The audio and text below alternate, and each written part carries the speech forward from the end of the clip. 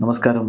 Raf talk ഫുട്ബോളിലേക്ക് എവർക്കും സ്വാഗതം. യൂറോകപ്പിൽ Portugal തങ്ങളുടെ ആദ്യ മത്സരം 2-1 വിജയിച്ച് റിസച്ചിയക്കെതിരെ, അതായത് ചെക്ക് റിപ്പബ്ലിക്കിനെതിരെ വിജയിച്ച് കയറുമ്പോൾ അവരുടെ ടീമിലെ ഹീറോ ആരാണ്? തീർച്ചയായിട്ടും അവസാനം വിജയത്തിലേക്ക് പന്ത് തൊടുത്ത ഫ്രാൻസിസ്കോ കോൺസിസാവോയാണ് ഹീറോ ആയിട്ട് എല്ലാവരും കാണുന്നത്. പക്ഷേ ആ കളിയിലെ താരമായിട്ട് മാറിയത് വിറ്റീഞ്ഞയാണ്.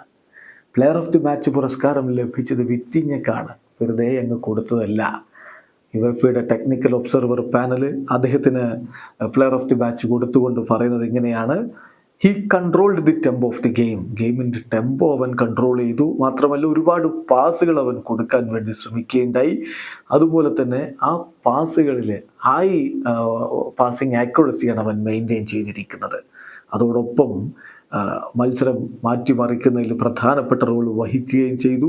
കീ ഇൻ്റർസെപ്ഷൻസ് പലതവണ നടത്തുകയും ചെയ്തിട്ടുണ്ട് എന്നാണ് ടെക്നിക്കൽ ഒബ്സർവർ പാനലിൻ്റെ നിരീക്ഷണം. എന്തായാലും കളി കഴിഞ്ഞിട്ട് വിറ്റീഞ്ഞ ഒരു കാര്യം പറഞ്ഞു: ഈ മത്സരം ഒട്ടും എളുപ്പമുള്ളതായിരുന്നില്ല. യെസ്, ഞങ്ങളെ സംബന്ധിച്ചിടത്തോളം വളരെ സ്ട്രോങ് ആയിട്ട് പ്രകടനം നടത്തേണ്ടതുണ്ട്. അതിനു വേണ്ടിയിട്ടുള്ള പ്രകടനം തന്നെയാണ് ഞങ്ങൾ നടത്താൻ വേണ്ടി ശ്രമിച്ചത്. അൺഫോർച്ചുനേറ്റ്ലി ഞങ്ങളൊരു ഗോൾ കൺസീഡ് ചെയ്തു. അവർ പോസ്റ്റിലേക്ക് അടിച്ച ആദ്യ ഷോട്ടിൽ ഞങ്ങൾ ഗോൾ കൺസീഡ് ചെയ്തു.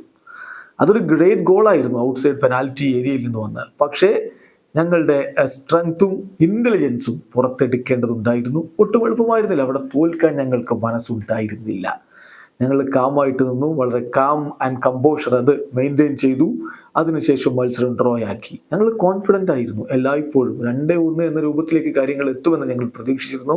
ഫോർച്ചുനേറ്റ്ലി അവസാനം ഞങ്ങൾക്ക് ആ റിസൾട്ടിലേക്ക് എത്താനും പറ്റി എന്നാണ് വിറ്റീഞ്ഞ കളിക്ക് ശേഷം പറഞ്ഞത്. വിറ്റീഞ്ഞയുടെ പ്രകടനത്തിൻ്റെ കണക്കുകൾ നോക്കിയാൽ 112 ടച്ചുകൾ, 2 കീ പാസുകൾ അദ്ദേഹം കൊടുത്തു. 91 പാസ് കൊടുത്തതിൽ 86 കൃത്യമായിട്ട് കൊടുത്തു.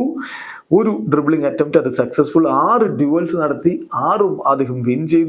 2 ടാക്കിളുകൾ അദ്ദേഹം നടത്തുകയും ചെയ്തു. അങ്ങനെ മികച്ച പ്രകടനം തന്നെയാണ് വിറ്റീഞ്ഞ നടത്തിയത്. ഈ കളിയിൽ പോർച്ചുഗലിന്റെ താരം അത് വിറ്റീഞ്ഞ തന്നെയാണ്. ഇവിടെ അവസാനിക്കുന്ന ഫുട്ബോൾ ലോകത്തെ കൂടുതൽ വിശേഷങ്ങളുമായി റാഫ് ടോക്സ് വീണ്ടും എത്താം.